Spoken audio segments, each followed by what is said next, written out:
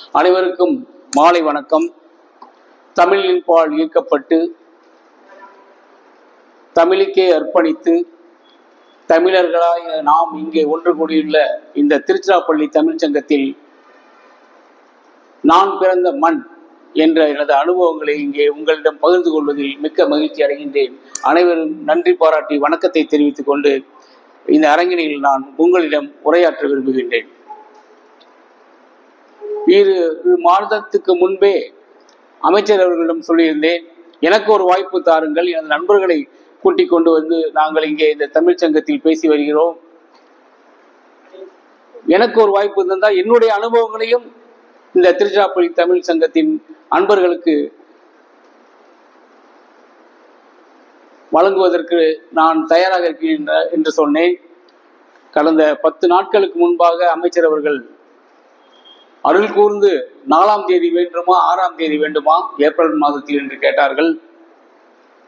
ஐயா, 4ஆம் தேதி நான் பிறந்த தேதி ஐயா, 4/4/1963 ஆண்டு நான் பிறந்தேன் என்று சொல்லி அந்த 4/4/1963 அன்று பிறந்து உறையூரில் பிறந்து இன்று 63 வயதாகிவிட்டது. 1963 இன்று தான் நம்ம பாவா அவர்கள் வந்திருக்கிறார்கள், அன்பு நண்பர்.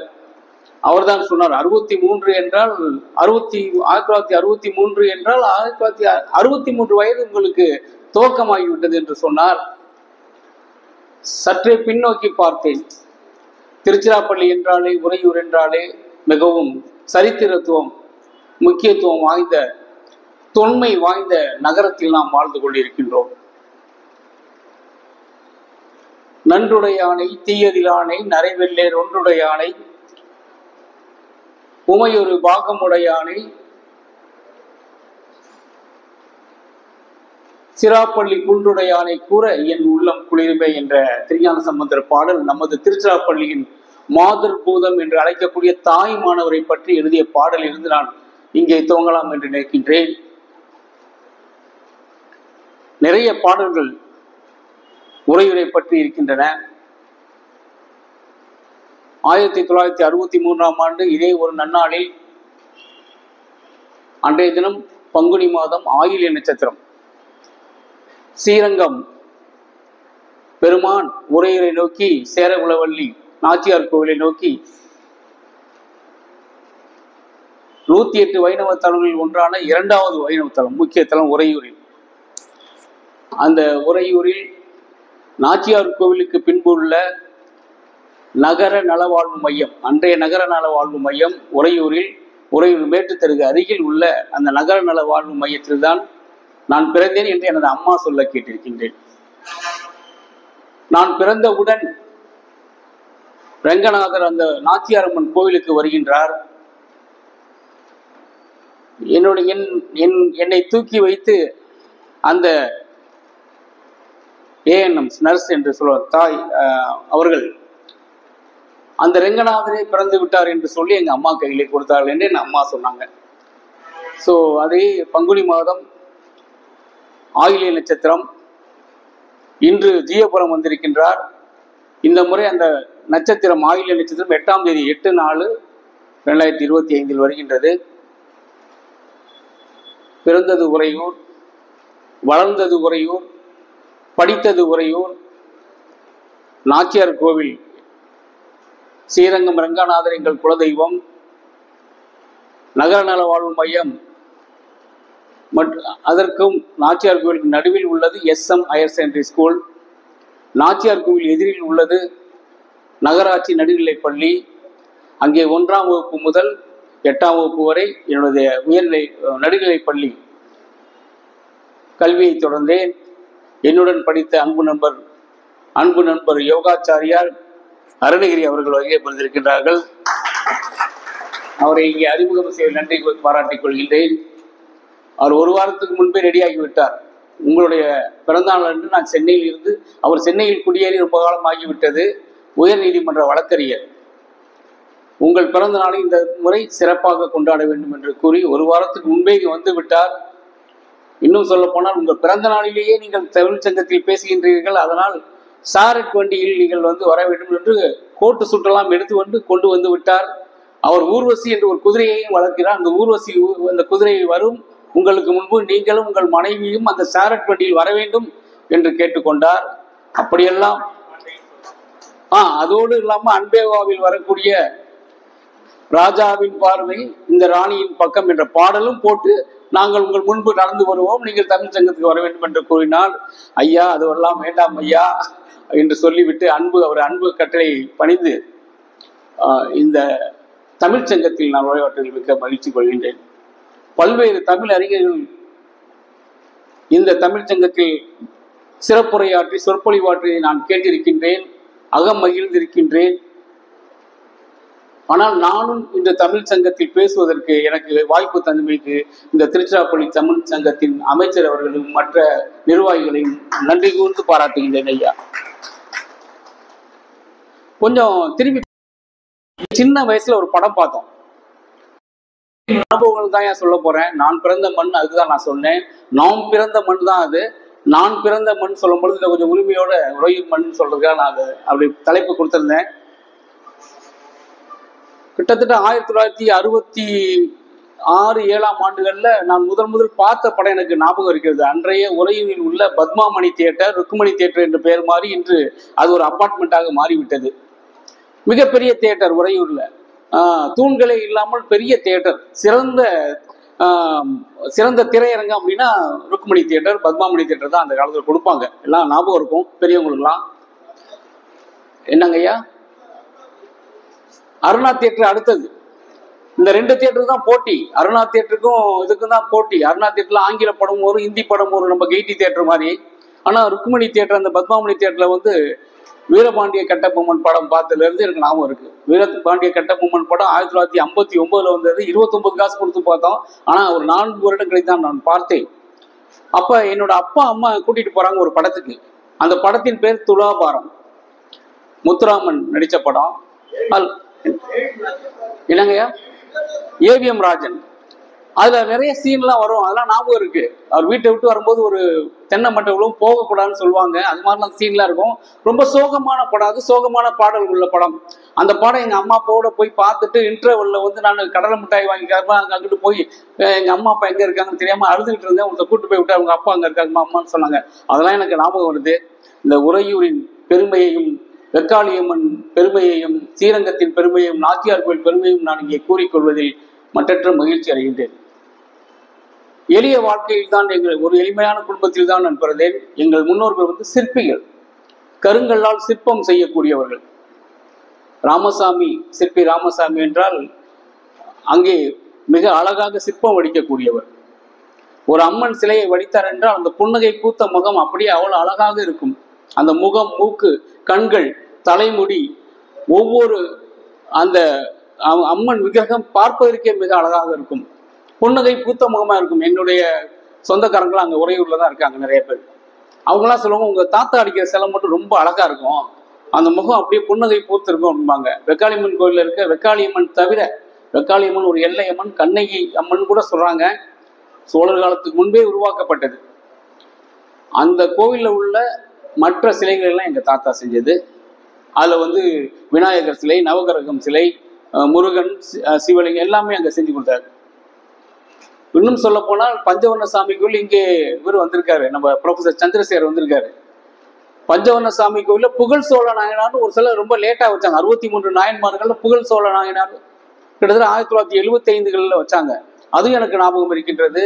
வாத்தலையில காத்தவராயன் சிலை வச்சாங்க. இதெல்லாம் எங்க தாத்தா சிற்பியா இருந்தாங்கிறதுக்கு ஒரு உதாரணம். சிறந்த சிற்பி அப்படின்னு சொல்லி அவருக்கு வந்து இயல் இசை நாடகம் மற்றும் எழும்பூர்ல உள்ள, சென்னையில் உள்ள அந்த இதுல இருந்து மாதம் ஒரு ஊக்கத்தொகை 3000 எங்க தாத்தா இருக்க வரைக்கும் கொடுத்தாங்க. அதுக்கப்புறம் எங்க பாட்டிக்கு வந்துச்சு. ஸோ இதுதான் எங்களோட குடும்பம். உறையூர்ல கொஞ்சம் நிலம் இருந்துச்சு, ஒரு 2 ஏக்கர் நிலம் வந்து லிங்கம் நகர், இப்ப தற்பொழுது சொல்லக்கூடிய அந்த இடத்துல வந்து உறையூர் குழுமணி ரோட்ல இருந்துச்சு. அது இப்ப அந்த இடத்துல ஒரு லிங்கத்தடியான் தோப்புன்னு இருக்கு. அதை வச்சுதான் அந்த லிங்கம் நகர் மிகப்பெரிய லிங்கம் அது இங்க அங்க இருக்குது. இப்ப கும்பாபிஷேகம் 11ஆம் தேதி வரைக்கும் கும்பாபிஷேகம் பண்ண போறாங்க. உறையூர்ல உள்ள மிகப்பெரிய லிங்கத்துல அதான் ஆவுடையும் அதுவும் லிங்கம் இந்த இதுவரை இந்த போடியம் உயரத்துக்கு இருக்கும். அதுதான் எங்க நெல் களம்.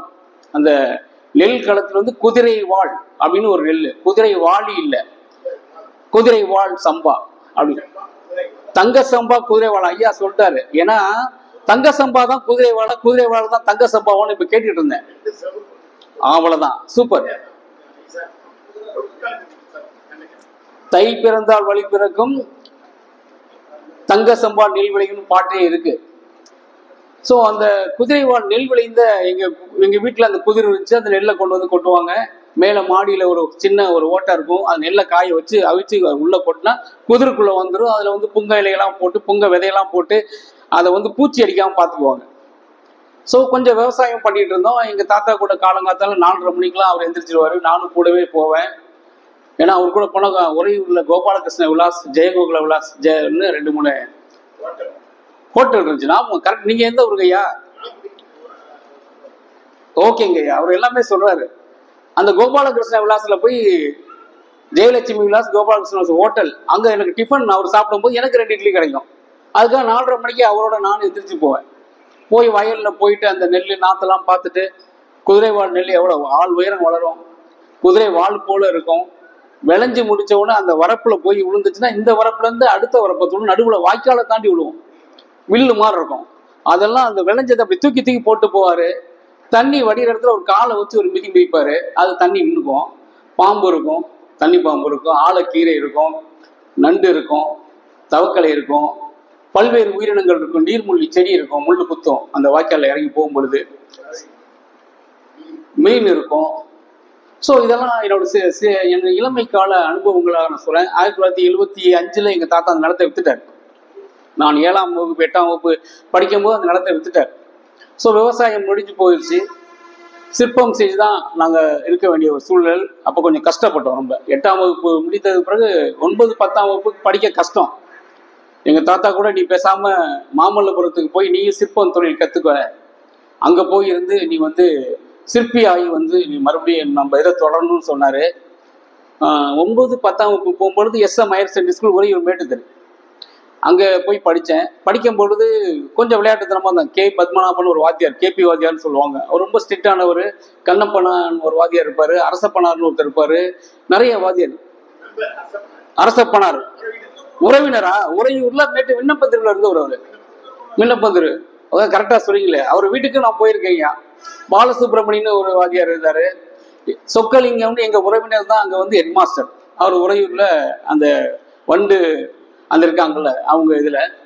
ஸோ அந்த சொக்கலிங்கம் வாத்தியார் எல்லாம் அறையெல்லாம் வாங்கியிருக்கேன். வாழுத்தனம் நிறையா பண்ணுவேன். ஆற்றுல போய் குளிப்போம், குட்டிக்கரணம் போடுவோம். காவிரி ஆற்றுல போய் இப்போ ஒரு நேற்று கூட்டு போனேன். எங்கள் குழந்தைங்க என்னோட பேத்தியெல்லாம் வந்தாங்க. காவிரி ஆற்றுக்கு போய் பேர்ட்ஸ் பார்க்கு பார்க்கலான்னு போகிற இடத்துல அந்த காவிரி ஆற்றை பார்க்க போனப்போ அந்த நான் ஏரி குதித்த கிணறு இருக்குது. காவிரி ஆற்று நடுவில் ஐயாளம்மன் படித்துறையில் 100 அடி தள்ளி போனீங்கன்னா ஆற்றுக்குள்ளே ஒரு கிணறு இருக்குது. செங்கல் கட்டடங்களான கிணறு. அது எப்போ கட்டினு தெரியாது. 10 அடி உயரம் செவர் இருக்கும், அகலமான செவர், செங்கக்கல்லில் மட்டும்தான் கட்டியிருப்பாங்க. அதில் ஆற்றுல நீந்தி எதிர்நீச்சல் போட்டு போனால் தான் அந்த கிணத்துல போக முடியும். தண்ணி வரும்பொழுது எதிர்நீச்சல் போட்டுட்டு போவோம். நான் நண்பர் பாலுன்னு எங்கள் கூட 4-5 பேர் வருவாங்க. எதிர்நீச்சல் போட்டு போய் அந்த கிணத்தை பிடிச்சி அந்த கல் மேலே ஏறி அந்த கிணத்துக்குள்ளே குதிப்போம். குதிச்சோம்னா மறுபடியும் வெளியில் வர்றதுக்கு வந்து கீழே 4 பக்கமும் 4 ஜன்னல் இருக்கும். தண்ணிக்கு அடியில் இருக்கும். அது ஒரு 3 அடி ஆழத்தில் இருக்கும். ஒரு 10 அடி தண்ணியில் தண்ணிக்குள்ளே முழுகி அந்த ஓட்டையில் வெளியில் வந்தால் தான் நீங்கள் மறுபடியும் ஆற்றுக்கு வர முடியும். அது போல நேத்தான் எங்கள் பொண்ணுங்கள்ட்ட எல்லாம் காட்டினேன். அதெல்லாம் என்னோட அனுபவங்கள். ஆனால் எனக்கு எப்படி சமூக சேவையில் ஆர்வம் வந்துச்சு அப்படின்னு பார்த்தீங்கன்னா அது ஒரு வித்தியாசமான அனுபவம்.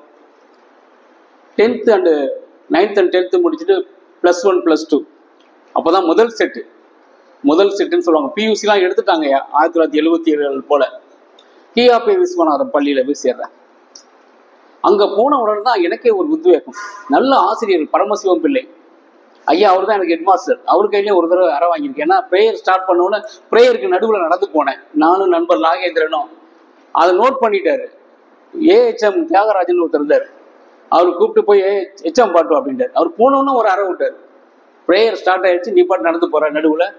அது வந்து இந்த +1 +2 படிங்கன்னா நம்ம ஸ்டேஜுக்கு முன்னாடி 6ஆம் வகுப்புலாம் ஃபஸ்ட்டு கேட்டுக்கிட்ட லேட் கம்பர்ஸ்லாம் கேட்டில் நிற்கணும். அங்கே பள்ளிக்கூடத்தில் சேர்ந்த அனுபவம், நிறைய அனுபவம். கஷ்டப்படுறப்ப அங்கெல்லாம் கஷ்டப்பட்டுட்டு இருந்தோம். நடந்தே தான் வர வேண்டும். உறையூர்லேருந்து நடந்தான் வர வேண்டும். உறையூர்லேருந்து அடுத்த பிசைபீபர் கல்லூரிக்கும் நடந்தே தான் போனேன். 3 கிலோமீட்டர் டெய்லி நடந்து போனோம்.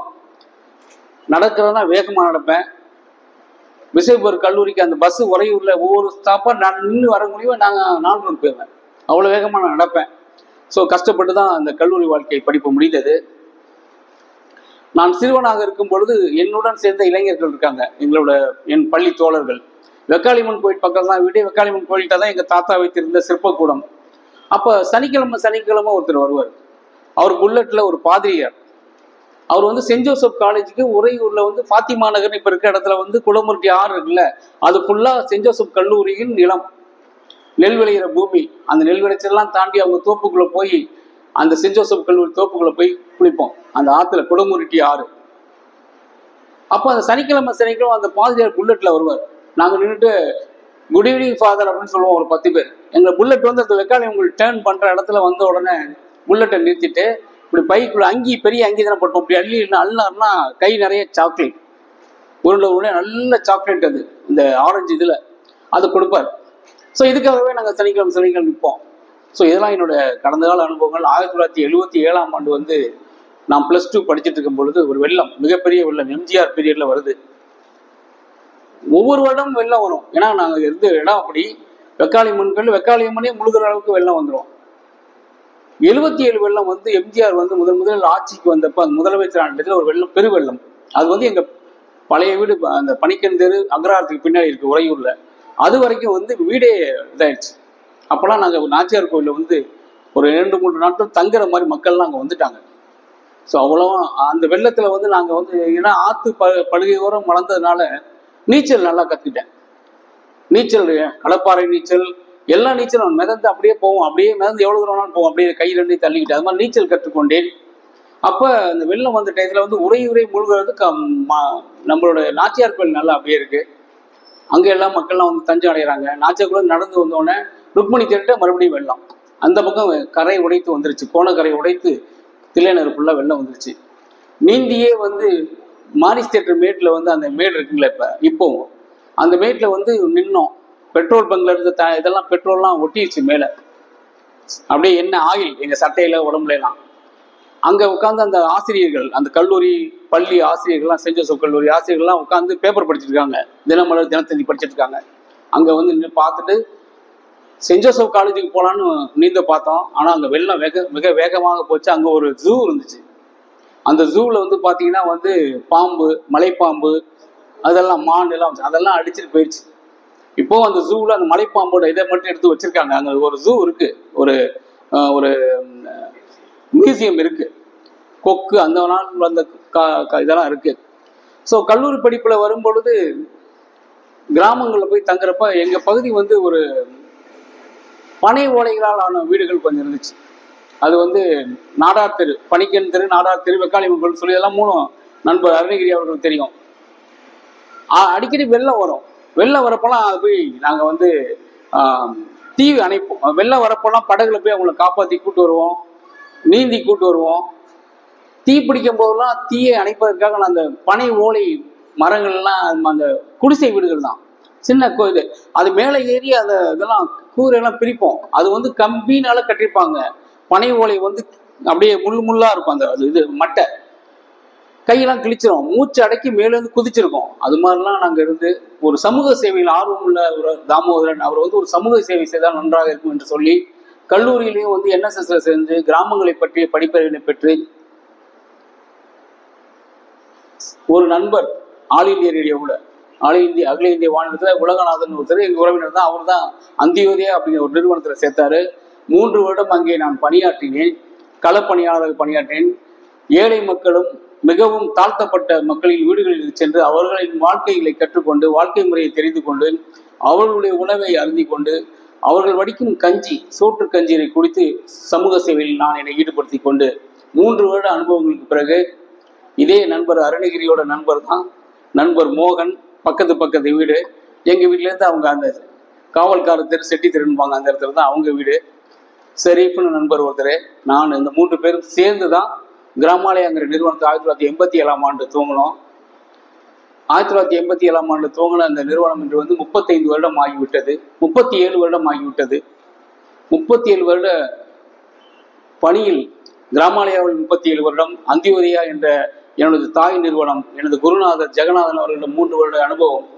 இரண்டும் சேர்த்து 40 வருட காலம், கிட்டத்தட்ட 20 வயதில் தொடங்கிய எனது சமூக சேவை 60 வயதில் 2022ஆம் ஆண்டு எனக்கு 40 வருடம் கழித்து தென்னிந்தியா முழுவதும் 6 லட்சம் வீட்டுக்கு வீடு இல்ல கழிப்பறைகளை கட்டி கொடுத்து கிராமப்புறங்களிலும் நகர்ப்புற சேரி பகுதிகளிலும் தன் வாழ்நாள் முழுவதையும் சுகாதார பணிக்காகவே அர்ப்பணித்தவர் என்ற சமூக சேவைக்காக தான் 2022ஆம் ஆண்டு எனக்கு எனது 60வது வயதில் பத்மஸ்ரீ விருது கிடைத்தது. அது என் வாழ்க்கையில் கிடைத்த மிகப்பெரிய அங்கீகாரமாக நான் நினைக்கின்றேன். ஏனென்றால் என்னுடைய மக்கள், கிராம மக்கள் நிறைய பேர் கேட்பாங்க, ஏன் நீங்க அவார்டே வாங்க, நிறைய பேர் அவார்டு வாங்குறாங்க, நிறைய இதெல்லாம் வாங்குறாங்க, அரசால் பாராட்டப்படுறாங்கன்னு சொன்னாங்க. நான் அப்பொழுதெல்லாம் சொல்லுவேன், பதவியோ பரிசோ பணமோ பாசமோ பாராட்டோ எல்லாம் நாம தேடி போகக்கூடாது, அது நம்மை தேடி வர வேண்டும், அதுதான் நமக்கு மரியாதை கௌரவம் என்று சொல்லி, அது நம்மை தேடி வருவதுதான் நமக்கு மரியாதை என்று எந்த ஒரு விருதுக்கும் நான் என்றைக்குமே நான் அப்ளிகேஷன் போட்டது, விண்ணப்பம் அளித்து போட்டதில்லை. நண்பர்களெல்லாம் சொல்லுவார்கள், நீங்கள் இந்த விருதுக்கு, நீர் மேலாண்மை விருதுக்கு நீங்கள் அப்ளிகேஷன் போடலாம், அல்லது இந்த விருதுக்கு அப்ளை பண்ணலாம், சிறந்த சமூக சேவை விருதுக்கு பண்ணலாம்லாம் சொல்லுவாங்க. ஆனால் விருதுகளை நான் தேடி சென்றதில் விருது எங்கள் நிறுவனத்தை நோக்கி எங்களுக்கு அளிக்கப்பட்டது. அதே போலதான் எங்கள் நிறுவனங்களுக்கு அளிக்கப்பட்ட அனைத்து நிதிகளும் அப்படிதான் வந்துச்சு. ஸோ இந்த சமூக சேவை பணியில நிறைய அனுபவங்கள், நிறைய நிறைய வெகுமானங்கள், அவமானங்கள், துரோகங்கள் நிறைய இருக்கு. இப்போ என்னோட வாழ்க்கை வரலாறு புத்தகமா எழுதிட்டு இருக்காங்க. ஒரு 3 பேர் சென்னையிலேருந்து வந்திருக்காங்க. அவர் நிறைய புத்தகம் எழுதியிருக்காரு. வாழ்க்கை வரலாறு, ஆச்சி மசாலா அவரை பற்றி ஒரு புத்தகம் கூட வெளியிட்டிருக்காரு. 108 ஆம்புலன்ஸை கண்டுபிடிச்ச அவரு, சாச்சே இந்த இதுக்குள்ள ஷாம்பு சாச்சே கண்டுபிடிச்சவர், அவரை பத்தி புத்தகம் எழுதியிருக்காரு. அடுத்த புத்தகம் யார் எழுத வேண்டும் இன்டர்நெட்ல தேடி பார்க்கும் பொழுது என்னுடைய அந்த ஸ்டோரி பார்த்துட்டு அதனால் ஈர்க்கப்பட்டு இப்ப கிட்டத்தட்ட 14 அத்தியாயம் முடித்து விட்டது. ரொம்ப திரும்பி பார்க்கும் பொழுது இந்த 40 வருட அனுபவங்கள் ரொம்ப ரொம்ப ரொம்ப மிகப்பெரிய அதிசயங்களும் போராட்டங்களும் என்ன சொல்ல போகுது சேலஞ்சஸ் நிறைய வாழ்க்கையில நான் சந்திச்சிருக்கேன். ஆனால் உங்கள் முன் நான் நின்று இன்னைக்கு உரையாற்றுவது மிகப்பெரிய ஒரு பாக்கியமாக நான் கருதுகின்றேன். ஐயா மணிமேடு குருநாதன் அவர்கள் இங்கே வருகை புரிந்திருக்கின்றார்கள். அவர் தேசிய நல்லாசிரியர் விருது பெற்றவர். அவர் என்னை 35 வருடம் முன்னால் என்னால் ஈர்க்கப்பட்டவர். என்னை பார்க்குறாரு, நான் ஒரு புத்தகம் அனுப்புறேன் அவர் பள்ளிக்கூடத்துக்கு. அவர் பள்ளிக்கூடத்துக்கு ஒரு நாள் போய் பேசிக்கிட்டு வருகின்றேன், மணமேட்டில் சிவானந்தா நிதிபெற நடுநிலைப் பள்ளி. உடனே என்னை பற்றி கேள்விப்பட்டு என்னை தேடி உரையிற்கு விட்டார். அன்றைய தினம் கிட்டத்தட்ட அவர் பார்த்த ஆண்டு 1989ஆம் ஆண்டுங்க ஐயா. 1989 நீங்க எச்சமா இருக்கீங்க. 89லேருந்து இன்றைய காலகட்டம் வரை எங்களுக்கு குடும்ப நண்பர், என்னை அமைதியாக பார்த்து கொண்டிருப்பவர். 1991ஆம் ஆண்டு ஒரு கிராமாலய பயிற்சி மையத்தை மணமேடு அருகில் உள்ள கொளக்குடிப்பட்டிங்கிற கிராமத்துல உருவாக்குறேன். அதுக்கு ஒரு திறப்பு விழா பண்றோம். ஒரு கூரை கட்டடம் தான் ஆரம்பிக்கிறோம். அன்றைய கூடத்துக்கு தலைவர் தான் மணமேடு குருநாதன் ஐயா தான் தலைமை தாங்குறாரு. அன்றைய காலத்து 1991ஆம் ஆண்டு அன்றைய சட்டமன்ற உறுப்பினர், தொட்டியம் சட்டமன்ற உறுப்பினர் திருமிகு என்ஆர் சிவபதி அவருங்க இருக்காங்க. அவரோட அப்பாவும் இவங்க ஐயாவும் நண்பர்கள். அவர் எம்எல்ஏ நான் கூட்டாருங்கிறாரு. அந்த துவக்க விழா அங்கே பண்றோம். அங்க மரங்கள் நடுறோம். அந்த மரங்களை பார்த்தீங்கன்னா இன்னைக்கு நேற்றைய தினம் சார் என்னோட அங்க இருந்தார் 2 நாளுக்கு முன்னாடி அந்த பயிற்சி மையத்துல. அந்த மரங்கள் எல்லாம் 55 அடி 60 அடி உயரத்துல ஒரு 2 ஏக்கர்ல காடுகள் போல உருவாக்கிட்டோம். அத்துணை மரங்களும் நான் நட்ட மரங்கள். அதுல ஒரு மரம் ஆச்சா அப்படிங்கிற மரம். இங்க முருகானந்தம் லால்குடி முருகானந்தம் ஐயா வருவார் இங்க அடிக்கடி. அவரு ஒரு நாள் பேச்சு வாக்குல சொன்னார். இதே மாதிரி ஒரு கூட்டத்துல அவர் என்ன சொன்னார்னா, காத்தவராயன் கதையெல்லாம் நான் சொல்லுவேன் சார். காத்தவராயன் கதையில இன்ட்ரெஸ்டா என்னென்ன விஷயம்னு சொல்லும் பொழுது அதுல அந்த ஒரு வரி சொல்றாரு. அந்த பாடலை பாடுறாரு. ஆச்சாவும் தேக்கும் 60 அடி உயரம் சேர்ந்தே வளர்ந்திருக்கும், அந்த மரத்தை வெட்டி கொண்டு வா, அதுலதான் காத்தவராயனை கழுவேற்றம் செய்ய வேண்டும் அரசர் உத்தரவு போறாரு. ஆரியமாலாவை காதல் கொள்கின்றார் காத்தவராயன். அது அந்த அரசருக்கு பிடிக்கவில்லை. அவரை கழுவேற்றம் செய்து கொள்ள வேண்டும் என்று சொல்லுகின்றார். அப்ப அந்த உயரமான மரம் ஒன்றை தேடுகின்றால், நம்ம பாச்சூர்னு ஒரு மரம் ஊரு நொச்சியம் பக்கத்துல, அதான் அங்க கழுவேற்ற மேடுனே ஒரு மேடு இருக்கு. ஸோ அந்த மரம் ஆச்சாவும் தேக்கும் வளர்ந்து இருக்கும். 60 அடி உயரத்துல எங்க இருக்கும், இங்க இருக்குமான்னு பார்த்தா கொல்லிமலை அடிவாரத்தில் புளியஞ்சோலை பக்கம் இருக்குன்னு சொல்றாரு. ஒரு 5-6 பேர் அந்த மரத்தை வெட்டுறதுக்கு அங்க போறாங்க. அந்த மரம் தேடி தேடி பார்க்குறாங்க, கிடைக்கல. ஒரு பாறையில் இருக்கு அது. மரத்தை வெட்டவே முடியல அவங்களால. மறுபடியும் காத்தவராயன் நினைச்சு வேண்டிக்கிறாங்க. அந்த மரம் எங்க இருக்குன்னு கண்டுபிடிக்கிறதே காத்தவராயன் தான் அவங்க கேட்குறாங்க, அருள் கேட்குறாங்க. அவரு தான் ஒரு அருள் வந்து சொல்றாரு, அங்க போங்க, கொல்லிமலைக்கு போங்க, இந்த 2 மரமும் சேர்ந்து 60 ரூபாய்க்குள்ள இருக்கும், அது போய் பிடிக்கிறாங்க. ஸோ அந்த மரத்தை வெட்டி எப்படி கொண்டு வந்தாங்கன்னு பார்த்தா, அங்கேருந்து உள்ள கொல்லிமலையிலேருந்து ஆகாய கங்கையிலேருந்து நீர்வீழ்ச்சியிலேருந்து விழுகிற தண்ணி அப்படியே ஒவ்வொரு ஏரி குளமா வருது. அங்கே அரியாறுன்னு அந்த ஐயாறு தோன்றுகின்றது. அந்த ஐயாறு வந்து வாத்தரையில் கிடைக்கின்றது. அங்கேதான் வாத்தரையில் காத்தவராயனுக்கு ஒரு கோவில் இருக்கின்றது. அந்த வாத்தரையில் உள்ள காத்தவராயன் கோவில் உள்ள காத்தவராயன் சிற்பம் 5 அடி வரைக்கும் எங்க தாத்தா செஞ்சு கொடுக்குறாரு 1975-77. அந்த கும்பாபிஷேகத்துக்கு நான் போறேன். அந்த மரம் எப்படி இங்க 60 அடி உயரத்துல உள்ள மரத்தை கொண்டு வந்தாங்கன்னா அந்த ஆத்திலேயே போட்டு கொண்டு வந்திருக்காங்க. அந்த ஆறு இன்னும் இருக்கு. அந்த அப்படியே அந்த இடத்துக்கு முதலைப்பாறைன்னு என்று பேர் வைத்திருக்கின்றார்கள். அதோட விசேஷம் என்னன்னு பாத்தீங்கன்னா, அந்த அந்த அந்த 10 கண்ணு பாலம் வாத்தரைட்டு, அந்த 10 கண்ணு பாலத்துல வந்து அந்த ஐயாறு கலக்கின்றது. எங்க உற்பத்தி ஆகும்? கொல்லிமலை மேல ஆகாய கங்கையா வந்து இந்த தண்ணி வருது. 39 ஏரிகளை கடந்து வருகிறது அந்த ஐயாறு. ஒவ்வொரு ஏரியா நிரப்பிட்டு வருது. நிறைய கிராமங்களுக்கு அது நீராதாரமா விளங்குது, விவசாயத்துக்கு பயன்படுது. அந்த ஐயாறு வந்து கலக்கிற இடம் வந்து கல்லூர் கடை கலங்கின்னு, கல்லூர்னு ஒரு ஊர் இருக்கு. அங்க கடை கலங்கி அந்த உடுக்கடிக்கிறவங்க எல்லாம் கல்லூர் கடை கலங்கின்னு சொல்லி அடிப்பாங்களாம். இந்த 39 ஏரி பேரை சொல்லி கல்லூர் கடை கலங்கின்னு அடிப்பாங்களாம். அது என்ன விசேஷம்னா, அந்த தண்ணி வந்து கலக்கிறப்ப காவிரி ஆத்துல இருக்க மீன் இருக்கு பாத்தீங்களா, தண்ணி வரும்பொழுது எப்போது மீன்கள் வந்து எதிர்த்து நீந்தி செல்லும். அந்த காவிரி ஆற்றில் உள்ள மீன்கள் எதிர்த்து நீந்தி சென்று ஒவ்வொரு ஏரியா விழுந்து அந்த இதுல தாவுது. போயிட்டு மறுபடியும் கொல்லிமலை அடிவாரத்துல போய் இந்த காவிரி ஆற்று மீன்கள்லாம் அங்க கிடைக்குங்க ஐயா. எப்படி ஒரு இது பாருங்க, மீன்பிடி திருவிழா டயத்துல 3 அடி உயர மீன்லாம் பிடிக்கிறாங்க. அந்த மீன் அவங்க வளர்க்கவே இல்லை. காவிரி ஆற்றுல இருந்து எதிர்நீச்சல் போட்டு வந்த மீன் 70 கிலோமீட்டர் நீந்தி கடைசி ஏரிக்கு போகுது அந்த மீன்கள். அந்த இடம் தான் அந்த காத்தவராயன் அந்த சிலை இருக்க இடம். ரொம்ப அற்புதமான இது. மீன்பிடி திருவிழாலாம் நேராக போய் பார்த்தேன். அந்த ஐயாறு வந்து ரொம்ப அருமையான ஆறு. அதாவது செயின் ஆஃப் டேங்க்ஸ்ன்னு சொல்லுவாங்க. தொடர் சங்கிலி குளங்கள்பாங்க. ஒரு குளம் நிரம்புச்சுன்னா அந்த குளம் நிரம்பி அது நிரம்பி அப்படியே வந்து கடைசி வரைக்கும் வந்து கடைசியில வந்து விவசாயத்துக்கு போய் ஆற்றுல வந்து கலக்குது. நிறைய ஆறுகள்லாம் நம்ம எல்லாம் புனித நதிகள் என்று சொல்லுகின்றோம். அந்த புனித நதிகளோட தன்மை என்னன்னு பார்த்தீங்கன்னா, மலையில் தோன்றி கடலில் கலக்கும். அதான் அந்த ஜீவ நதிகள். அப்படி பார்த்தீங்கன்னா வந்து கங்கா, யமுனா, காவேரி, சரஸ்வதி, சிந்து, கோதாவரி, காவேரி வரைக்கும் வருது.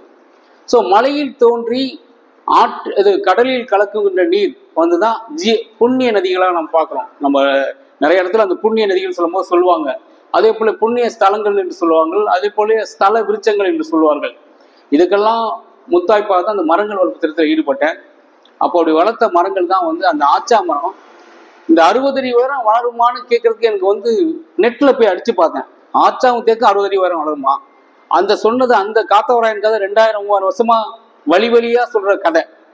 அதுல சொன்னது உண்மையாண்டு நெட்ல போய் அடிச்சு பார்த்தா ஆச்சா மரம் 75 அடி உயரம் வளரும், தேக்கு மரம் 120 அடி உயரம் வளரும் அது போட்டிருக்கான். அது மட்டும் இல்லாம ஆச்சா மரம் வெளியூர்ல இருந்து நம்ம கொண்டு வந்து வச்ச மரமா, தைல மரம் மாதிரி வேற மரங்கள் மாதிரி அப்படின்னு நான் நெட்ல மட்டும் பார்க்கும்போது நம்மளோட மரம். அது மட்டுமல்ல, சீதையை கடத்தி சென்று ராவணன் வந்து சிறை வைத்திருக்கின்றார் இலங்கையில. அந்த இலங்கையில வச்சிருக்க அந்த சீதையை தேடி நம்ம அனுமன் போறாரு. பெரிய காடு, கண்டுபிடிக்க முடியலன்னு இந்த ஆச்சா மரத்து மேல ஏறி பாக்குறாராம். இது பாடல்ல இருக்குங்கய்யா, அப்படியே இருக்கு. ஸோ என்ன இலக்கியங்கள், என்ன உதாரணங்கள், என்ன நமக்கு கிடைக்கக்கூடிய வந்து இந்த தொல்லியல் தடயங்கள், இதெல்லாம் பார்க்கும்போது ரொம்ப ஆச்சரியமா இருக்கு. மரம் வளர்ப்பு திட்டம் பண்ணேன். டைம் என்ன தலைவரை? சாரி, 7:25 முடிக்க சொல்லியிருக்காரு. 7:10, இன்னும் ஒரு 5 நிமிஷத்துல முடிச்சிடுறேன். இன்ட்ரெஸ்டிங்காக தான் இன்னும் 10 நிமிஷம். Thank you sir, thank you. அந்த இலக்கியங்கள்ல சொன்னதெல்லாம் எப்படி இவ்வளவு தூரம் வந்து பொருந்ததுன்னு பார்க்கும் பொழுது, ஒவ்வொரு பகுதியிலும் நான் வந்து இந்தியா முழுவதும் சுற்றி பார்த்து விட்டேன். இந்த மர வளர்ப்பு திட்டத்தில் பார்த்தீங்கன்னா வந்து ஆர்வம் கொண்டு அந்த கொளக்குடி பகுதியில் மரம் வளர்க்குறேன். அந்த காலத்தில் என்னோட மேரேஜ் 1991 நடக்குது.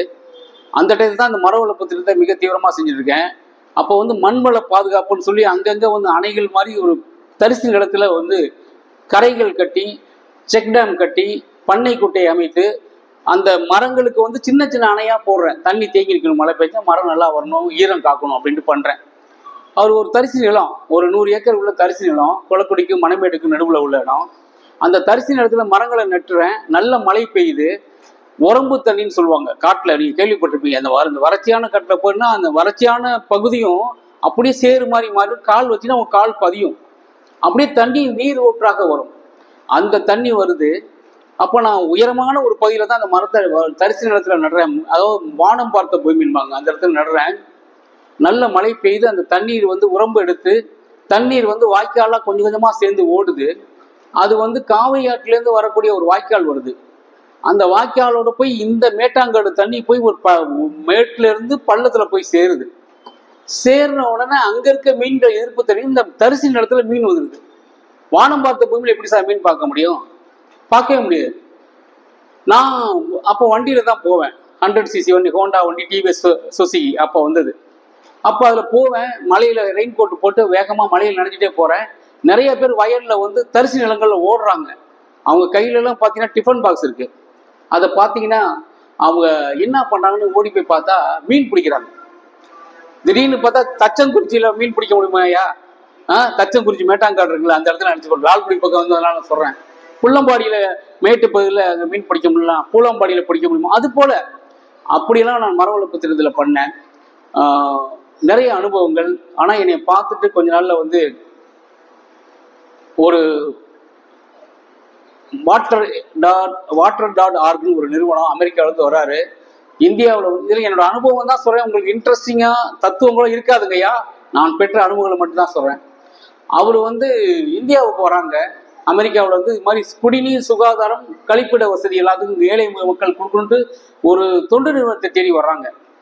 அவங்க வந்து பார்க்கும்போது இந்தியாவில் வந்து 70 நிறுவனங்களை பார்க்குறாங்க. அவங்க 70 நிறுவனங்கள் லிஸ்ட் எடுத்து ஒவ்வொன்றா விசிட் பண்ணுறாங்க. அந்த லிஸ்ட்லேயே சில பேர் ரிஜெக்ட் பண்ணிடுறாங்க. எல்லாம் பார்த்து முடிச்சுட்டு கம்ப்ளீட்டாக கடைசியில் பார்க்கும் பொழுது கிராமாலயா அப்படின்னு செலக்ட் பண்ணுறாங்க. என்னை தேடி வர்றாங்க. 70 நிறுவனங்களெல்லாம் விட்டுட்டு 70வது நிறுவனம் என்னை வந்து பார்க்க வர்றாரு. திருச்சிக்கு வர்றாரு. அவர் தனியாக ஒரு ஃப்ளைட்டில் வந்து பார்க்க வர்றாரு. பார்த்துட்டு நாங்கள் பார்த்தோம், தேடினோம். இந்தியாவில் வந்து கிராமாலயா தான் சிறந்த நிறுவனமாக எங்களுக்கு தெரிஞ்சு, அதுக்கான உங்களுக்கு வந்து நான் நிதி தரேன் அப்படிங்கிறாரு. ஒரு 5 லட்சம் ரூபாய் அந்த காலத்தில் கொடுக்குறாரு. அப்படியே அந்த மக்களுக்கு கொடுத்து அப்படியே ஒரு வீட்லேயும் கழிப்பிட வசதி, குடிநீர் வசதி, அடிப்பைப்பு வசதி எல்லாம் கொடுக்குறேன். பள்ளிக்கூடங்களுக்கு கழிப்பிட வசதி, சுகாதார வளங்கள் கொடுக்குறேன். அவர் மறுபடியும் அமெரிக்காவிலேருந்து ஒரு வருஷம் கழிச்சு பார்க்க வராரு. பார்த்துட்டு அவருக்கு அப்படியே வியப்பு.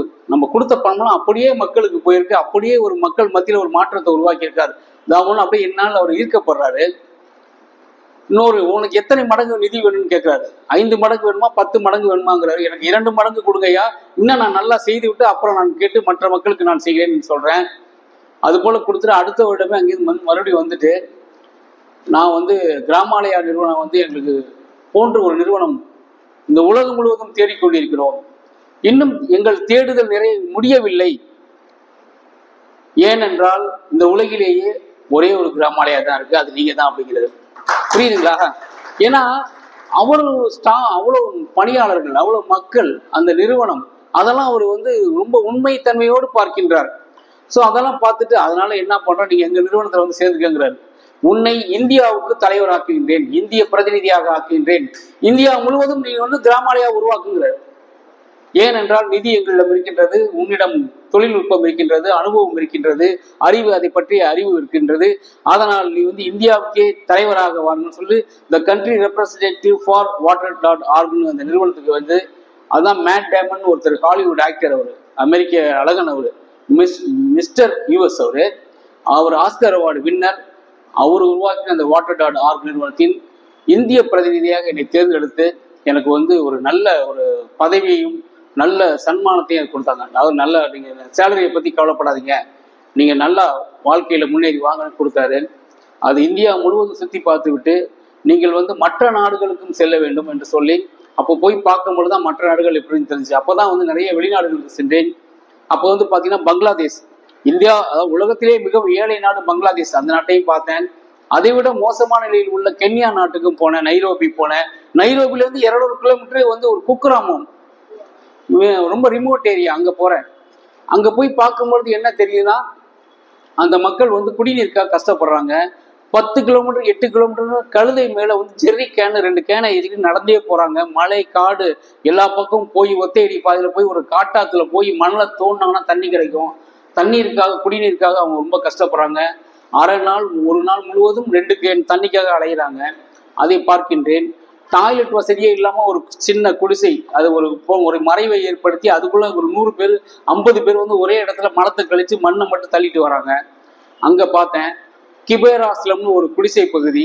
அது வந்து உலகிலேயே மிக வந்து பெரிய ஸ்லம், அதாவது 10 லட்சம் மக்கள் கொண்ட ஒரு ஸ்லம். அதாவது திருச்சி மக்கள் ஃபுல்லாக ஒரு ஸ்லம் குடிசை பகுதி வந்து அவ்வளோ. அந்த இடம் பக்கத்துலேயே இன்டர்நேஷனல் ஏர்போர்ட் நைரோபி. அங்கே போய் பார்க்குறேன். அங்கே இருக்கவங்களும் குடிநீருக்காகவும் டாய்லெட் வசதி இல்லாமல் கஷ்டப்படுறாங்க. வீட்டுக்குள்ளேயே குடிசை வீடு, அதில் ஓரமாக ஒரு இடத்துல மறைவு ஒரு திரை சீலை மாதிரி தொங்க விட்டுட்டு டாய்லெட் அதுக்குள்ளே போய் பாலித்தீன் பைக்குள்ளே மலம் கழித்து அந்த பாலித்தீன் பையை கட்டி வச்சுக்குவாங்க. அது 2-3 நாட்கள் வச்சுருப்பாங்க. அந்த பக்கம் ஒரு குட்ஸ் ட்ரெயின் வரும், அந்த ஏர்போர்ட்டை ஒட்டி இந்த கிபேரா ஸ்லம்மை ஒட்டி குட்ஸ் ட்ரெயின் வரும். சத்தம் வரதோடனே அங்கே இருக்க மக்கள் ஃபுல்லாக ஓடுவாங்க அந்த ட்ரெயின் ட்ராக்கை நோக்கி. எதுக்கு ஓடுறாங்கன்னா, இந்த டாய்லெட் பாக்கெட்டை சேர்த்து வச்சுருக்காங்க பார்த்தீங்களா, அதெல்லாம் எடுத்துகிட்டு போய் அந்த ட்ரெயின் குட்ஸ் ட்ரெயினில் அப்படி தூக்கி போடுவாங்க. அதுக்கு பேர் அவங்க ஃப்ளையிங் டாய்லெட், பறக்கும் கழிப்பறை அப்படின்னு பேர் வச்சுருந்தாங்க. அது ஒரு அனுபவம். குடிநீருக்காக கழுதை மேலே வந்து ஜெரிக்கனை ஏற்றிட்டு 10 கிலோமீட்டர் தூரம் நடந்து போகிறத போய் கண்ணால் பார்த்தேன். அப்படியே மண் எங்கள் உடம்பு ஃபுல்லாக. அங்கே என்னை சாப்பிட சொன்னாங்க. மிகப்பெரிய ஒரு மாடை வெட்டி தொங்க விட்டுருந்தாங்க. ஆட்டை வெட்டி தொங்க விட்டுற மாதிரி மாடை வெட்டி தொங்க விட்டுருக்காங்க அங்கே. அதை அப்படியே எடுத்து சாப்பிட்றவங்கள பார்த்தேன். அந்த இறைச்சியை டைரெக்டாக சாப்பிட்றவங்கள பார்த்தேன். எனக்கு மத்தியான சாப்பாடு அங்கே போட்டாங்க. அங்கேருந்து ஒருத்தர் வந்து would you like to have some drink அப்படின்னு சொல்லி கேட்டுட்டு ஒரு தோல் பையில வந்து ஒரு மூங்கிலால் செய்யப்பட்ட ஒரு குழாய், அதில் அப்படி மூடி அதே போட்டுக்காரு மூங்கிலே. அது திறந்து அப்படி ஊற்றி கொடுத்தாரு. ஐயோ என்னடா அது அப்படின்னு அதையும் குடித்தேன். மத்தியான சாப்பாடு இங்கே போயிடக்கூடாது, இங்கே தான் சாப்பிடணும் அப்படிங்கிறாரு. அன்பு கட்டளை. பார்த்தீங்கன்னா ஒரு சாதம், நம்ம அரிசி தான், அதில் வந்து மாட்டுக்கறியை வேக வச்சு அதில் உப்பு மட்டும் போட்டு அப்படியே தண்ணி மாதிரி இருக்கு, அந்த சாதத்தில் ஊற்றி கொடுத்தாங்க. எங்க கூட வந்த பாஸ் இருக்காருல, அந்த அமெரிக்கன் பாஸ்லாம் இங்கிலீஷ்ல பேசி ஜாலியாக அப்படியே மட்டன்லாம் பீஃப்லாம் கடிச்சு சாப்பிட்டு பேசிட்டு இருக்காரு. நான் அதை வாயில் வச்ச உடனே எனக்கு வாமிட்டு முடியவே இல்லை. அப்படியே சும்மா சாப்பிட்ற மாதிரி சாப்பிட்டு ஓடி போய் ஒரு சந்து பக்கம் போய் வாமிட் பண்ணிட்டு வந்தேன். அது மாதிரிலாம் ஒரு அனுபவம். ஸோ இந்தியாவில் வந்து நம்ம வந்து இந்த மண்ணில் பிறந்ததுக்காக நாம் பெருமைப்பட வேண்டும். இந்தியா வந்து ஒரு கலாச்சாரம் மிக்க நாடு, பண்பாடு மிக்க நாடு, தொல்லியல் மிக்க நாடு, சரித்திரம் முக்கிய நாடு, பல்வேறு மன்னர்களின் புகழ் கொண்ட நாடு. அதில் இந்தியர்கள் தமிழராக பிறந்ததற்கு நாம் பெருமை கொள்ள வேண்டும். தமிழராக பிறந்து இந்த திருச்சி மாநகரில் பிறந்து இந்த திருச்சி மாவட்டத்தில் பிறந்த அன்பு நண்பர்கள் அனைவருக்கும் நாம் வந்து மிக மிக புண்ணியம் செய்தவர்கள் என்று நான் கூறிக்கொள்ள விரும்புகின்றேன். இந்த உரையில் வந்து உண்மையிலே வந்து கரிகார் சோழன் காலத்திலிருந்து சோழர்கள் காலத்திலிருந்து பல்வேறு மன்னர்கள் காலத்தில் உறையூர் தலைநகரமாக இருந்திருக்கின்றது. காவிரி பூம்பட்டினம் தலைநகரமாக இருக்கின்றது. உறையூரிலிருந்து காவிரி பூம்பட்டினத்துக்கு ஒரே நேர் ரோடு இருக்கு. நேராக போகலாம். அந்த ரோட்ல போயிட்டே இருந்தீங்கன்னா நேராக 140 கிலோமீட்டர்ல பூம்புகார் என்றக்கூடிய காவிரி பூம்பட்டினம் போகலாம். அதுதான் நம்ம மன்னர்கள் சென்ற பாதையும். நிறைய பாதைகள் இருக்கு. திண்டுக்கல் பக்கம் அந்த மேற்கு நோக்கி சில பாதைகள் இருக்கு. அதெல்லாம் மங்கம்மா சாலை என்று பெயர் வைத்திருக்கின்றார்கள். அங்கே மங்கம்மா மண்டபம், தங்கியிருக்கும் மண்டபம், குளிக்கும் இடம் அங்கே இருக்குது. காவிரி ஆறு வந்து நம்மோடு வாழ்க்கையோடு ஒன்றாக பிணைந்திருக்கின்றது. அந்த காவிரியின் கரையில் பிறந்து காவிரியின் தலைமகனாய் நாம் எல்லோரும் இங்கே அமர்ந்திருக்கின்றோம். காவிரி தண்ணீர் குடித்தாலே வந்து ஒரு புத்தகம் நான் சொல்லி முடிக்கலாம்னு நினைக்கிறேன். பதார்த்த குண சிந்தாமணின்னு ஒரு புத்தகம் ஐயா. அந்த புத்தகத்துல வந்து காவிரி நீர்ல என்ன சிறப்பு குணம் இருக்கு, குணாதிசயங்கள், தாமிரபரணி நீர்ல என்ன மாதிரி அந்த தண்ணீர் குடிச்சா என்ன இருக்கு, சிறுவாணி தண்ணீரை குடித்தால் எப்படி இருக்கு, வைகை ஆற்று நீரை குடித்தால் எப்படி இருக்கு அப்படின்னு சொல்லி ஒருத்தர் சொல்றாரு. அந்த புத்தகம் என்கிட்ட இருக்கு, பதார்த்த குண சிந்தாமணி. ரொம்ப காலத்துக்கு முன்பு அது வந்து பப்ளிஷ் பண்ண அந்த புத்தகம். அந்த புத்தகத்துல இந்த தண்ணீரை பற்றி சொல்லியிருக்காங்க, உணவை பற்றி சொல்லியிருக்காங்க. அதுல வந்து இத்தனை நாளிகை கழித்து தான் சாப்பாடு உணவு அருந்திய பிறகு இத்தனை நாளிகள் கழித்து தான் நீங்கள் உணவு அருந்த வேண்டும்னு ஒரு இது சொல்லியிருக்காரு. அதுதான் திருக்குறள்ல திருவள்ளுவர் சொல்லியிருக்காங்க, மருந்தென வேண்டாம் யாக்கைக்கு அருந்தியது அற்றது போற்றி உனின்னு. அந்த பாடல்ல வந்து மருந்தே நம்ம உடம்புக்கு வேணாம், நம்ம சாப்பிட்ட சாப்பாடு செரிச்சதுக்கு அப்புறம் நம்ம சாப்பிட்டா மருந்தே தேவையில்லைங்கிறது தான் சொல்லியிருக்காங்க. அந்த பதார்த்த குண சிந்தாமணில வந்து இத்தனை நாளைக்கு காலையில உணவு எடுத்தீங்கன்னா இத்தனை நாளைக்கு கழித்து தான் நீங்கள் உணவு அருந்த வேண்டும். அடுத்த உணவு தண்ணீர் மட்டும்தான் டைலூட்டிங் பவர் இருக்கு, அந்த தண்ணீர் மட்டும் குடிக்கலாம். நடுவில் ஒரு போண்டா பஜ்ஜி சாப்பிட்டீங்கன்னா நீங்க சாப்பிட்ட காலையில சாப்பாடு இட்லியோ பூரியோ இங்க போய் நம்ம உடம்புக்குள்ள இருக்க அமிலங்கள் சுமந்து அது வந்து சுரந்து அது வந்து செரிமான தன்மை பாதி தூரம் போயிட்டு இருக்கு ப்ராசஸ். நீ இன்னொரு வடையோ பஜ்ஜியோ போட்டீங்கன்னா அந்த இங்க இன்னொரு தடவை சுரந்து போய் அந்த ப்ராசஸை வந்து அஃபெக்ட் பண்ணும். இத்தனை நாளிகை கழித்து தான் நாம் உணவு அருந்த வேண்டும், இப்படிதான் நாம் தண்ணீர் அருந்த வேண்டும், இப்படிதான் நாம் வந்து எண்ணெய் தேய்த்து குடிக்க வேண்டும், இப்படிதான் நாம் வாழ வேண்டும் என்று நம் வாழ்க்கை முறையை கற்றுக் கொடுத்தது நம்ம தமிழ். நிறைய வந்து தமிழ்ல வந்து நம்ம நிறைய பார்க்க வேண்டியிருக்கிறது, படிக்க வேண்டியிருக்கிறது. புத்தகங்கள் அந்த லிஸ்ட் பாக்குறோம். அதுல அவ்வளவு புத்தகங்கள் அப்படியே போயிட்டே இருக்கு. லிஸ்ட் படிச்சோம்னா ஒருவர் வாழ்நாளே பத்தாது. தமிழில் நாம் நம் இலக்கியங்கள் படிக்க வேண்டும் என்றால் ஒருவருடைய வாழ்நாள் முழுவதும் பத்தாதுன்னு சொல்லியிருக்காங்க. அந்த அளவுக்கு நம் தமிழர்களின் பெருமை, தமிழ் அன்பர்கள் இங்க தென்சாப்பிள்ளை தமிழ் சங்கத்தில் இது போன்ற செய்திகளை நம்ம இது பண்ணிட்டு இருக்கோம். இதுல உண்மையிலேயே இவ்வளவு பேர் இன்னைக்கு இந்த நிகழ்ச்சியினை மிக சிறப்பாக எனது பிறந்த நாளில் பண்ணதுக்கு ரொம்ப ரொம்ப நன்றி. சிறப்பு தந்தமைக்கு தமிழ் சங்கத்தில் இவ்வளவு பெரிய இந்த அரங்கு நிறைந்த இந்த அன்பர்களின் கூட்டத்தை நான் இன்று காண்பதில் மிகவும் மகிழ்ச்சி அடைகின்றேன். பிறந்த நாளை முன்னிட்டு அனைவருக்கும் உணவு ஏற்பாடு செய்திருக்கின்றோம். அதனால ப்ளீஸ் எல்லாரும் ஜாயின் பண்ணி ஒரு 10 நிமிஷம் செலவு பண்ணிட்டு எல்லோரும் பேசிவிட்டு செல்லுமாறு உணவு அருந்தி செல்லுமாறு கேட்டுக்கொள்கிறேன். மீண்டும் உங்கள் அனைவருக்கும் எனது மனமார்ந்த நன்றியையும் பாராட்டுகளையும் தெரிவித்துக் கொள்கின்றேன். இது முழுக்க முழுக்க நான் தத்துவங்கள் பேசவில்லை, எனது அனுபவங்களை மட்டுமே பேசினேன். நிச்சயமாக உங்களுக்கு ஏதோ ஒரு வகையில் அது சுவராசியமாகவோ அல்லது ஆர்வமாகவோ அல்லது உங்களுக்கும் ஏதோ ஒரு வகையில் உங்கள் வாழ்க்கைக்கு பயனுள்ளதாகவும் இருக்கும் என்று கூறிக்கொண்டு வாய்ப்பளித்த திருச்சிராப்பள்ளி தமிழ் சங்கத்திற்கும் உங்கள் அனைவருக்கும் மீண்டும் எனது மனமார்ந்த நன்றியையும் பாராட்டுகளையும் தெரிவித்துக் கொள்கிறேன். நன்றி, வணக்கம்.